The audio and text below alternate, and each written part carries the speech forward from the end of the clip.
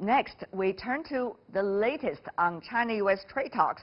Another journey across the Pacific is underway. Upon the invitation from Washington, Chinese Vice-Finance Minister Liao plans to lead a delegation to visit the United States on Wednesday for trade talks. The visit will pave the way for the 13th round of high-level negotiations between Chinese Vice-Premier Liu He and his American counterparts scheduled for October in Washington. Last week, U.S. President Donald Trump made a show of goodwill by delaying a new round of tariffs hikes from October 1st until October the 15th.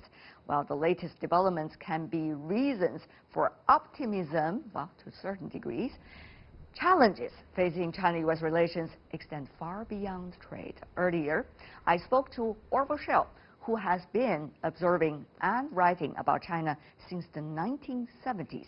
Dr. Schell is the Arthur Ross Director of the Center on U.S.-China Relations at the Asia Society. Let's hear his perspective.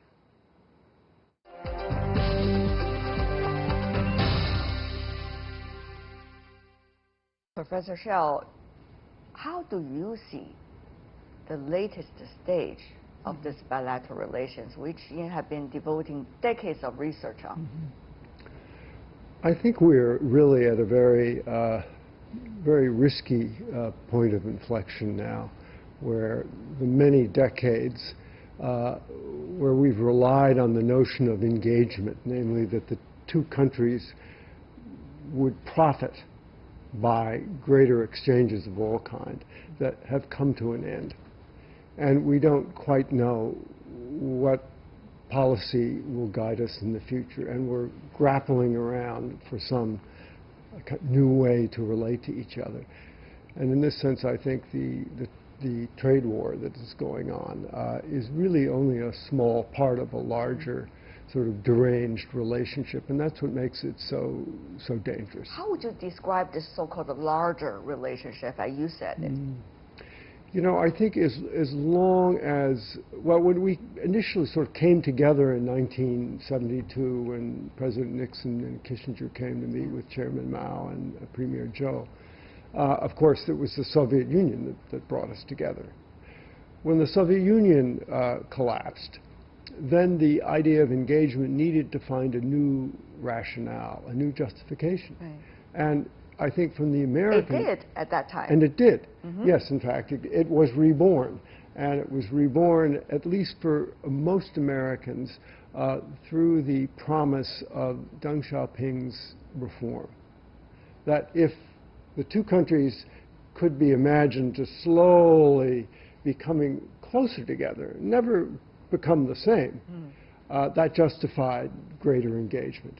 How would you describe, Professor, the tendency of the nature of the so-called reaction from the other side, and meaning the United States, is more about fear and lack of constructive views of a different China, or is it about exporting its problems to the issue of only China-U.S. relations and the rise of China?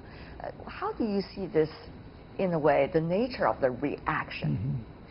I think every great power at different times has a tendency to want to blame other great powers, and particularly rising powers, for their problems.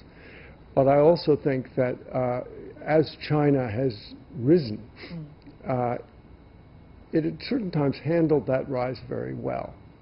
And then I think where things began to get very difficult was when China began to look at the South China Sea as a core interest, when it began to adopt the whole idea of the China dream, which is the notion of China rejuvenated.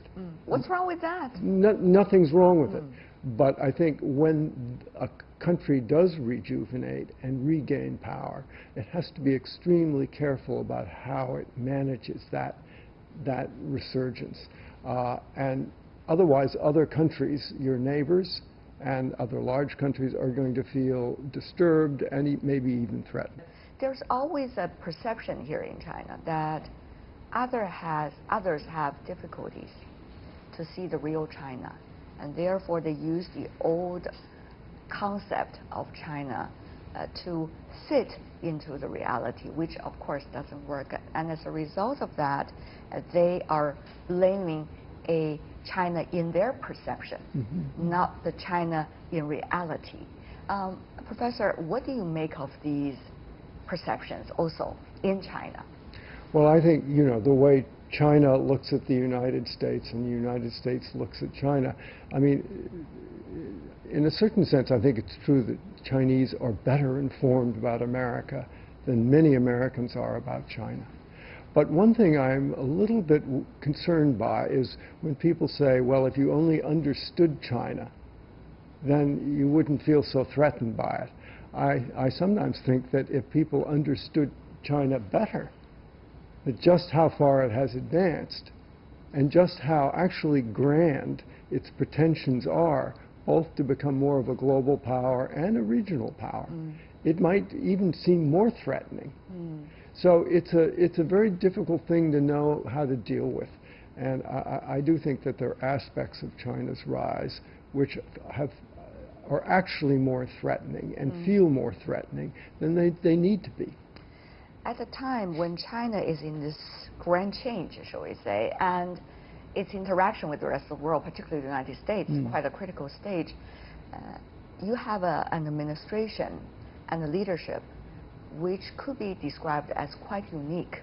And therefore, what does this mean to the U.S. understanding of China and ways of dealing with China? Yeah. Are you having a shortcut maybe to a solution? Or are you having a stunt in front of the real intention of the U.S. foreign policy? And finally, this guy could do something about China and others could not do in terms of political correctness. What is the role of the current administration and current leadership in the U.S.? Well, I think Chinese are rightfully confused by what animates President Trump, and so are many Americans. So this is not uncommon because he is rather unpredictable and rather impetuous in the way he acts. However, I think he has, properly identified that the playing field between the U.S. and China, particularly in trade, but in other things as well, in the media and civil society and church relations, one could go on, does need to be reorganized and it does need to be made more level. And unless it can be, I think we're going to continue to have a sense of grievance on the American side.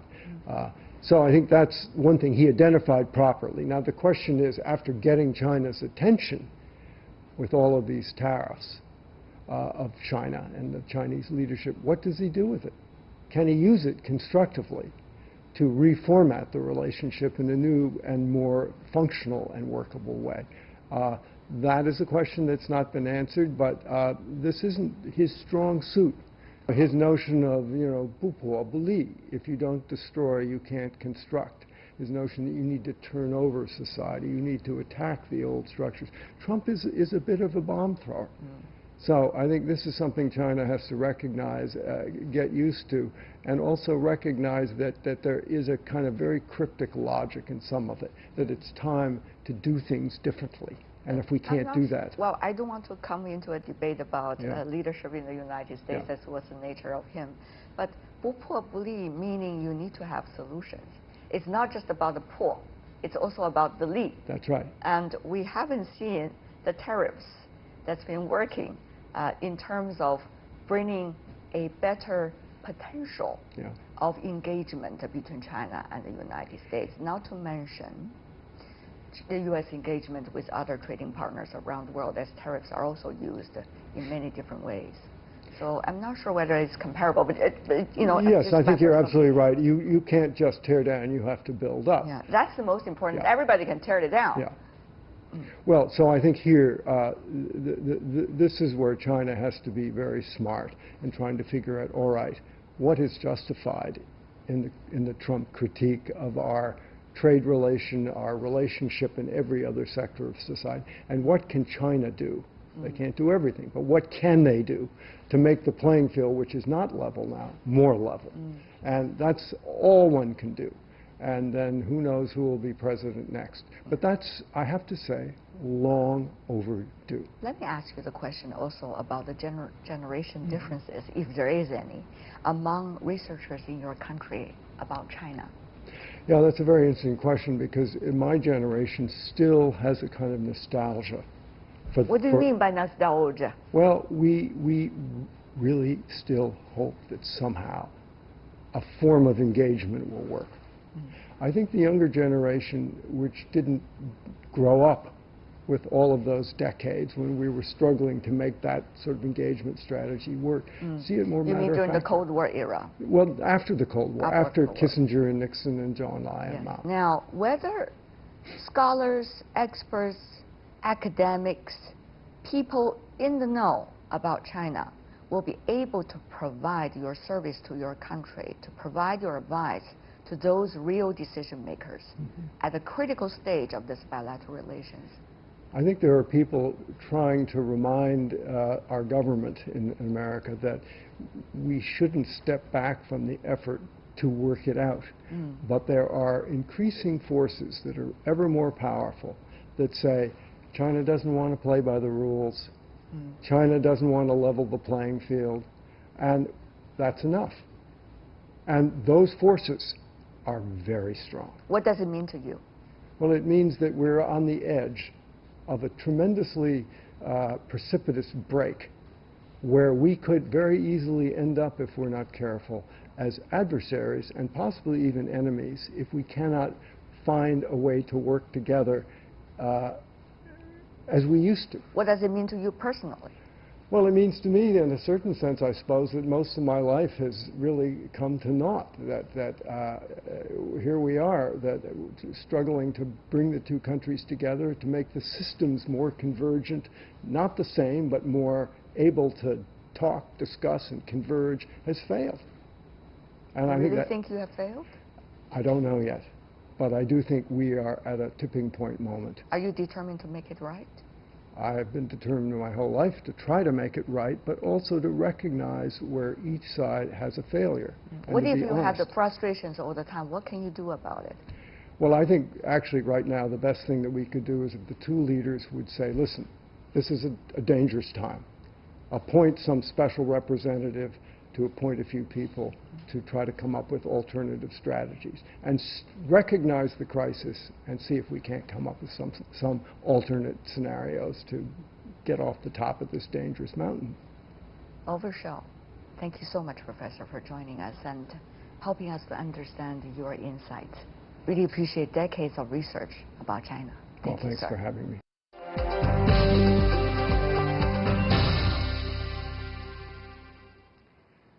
An old China hands version of really what are the challenges facing China and the U.S. today. And that is all the time we have for today. If you'd like to see more, try to find us, World Insight CGTN, into our search engine, or check out our YouTube channel, follow us on Twitter, Facebook, and Sina Weibo. From me, Tian Wei, and everyone on the World Insight team, thanks for watching, and tune in again next time for more insights across China and around the world. Good night.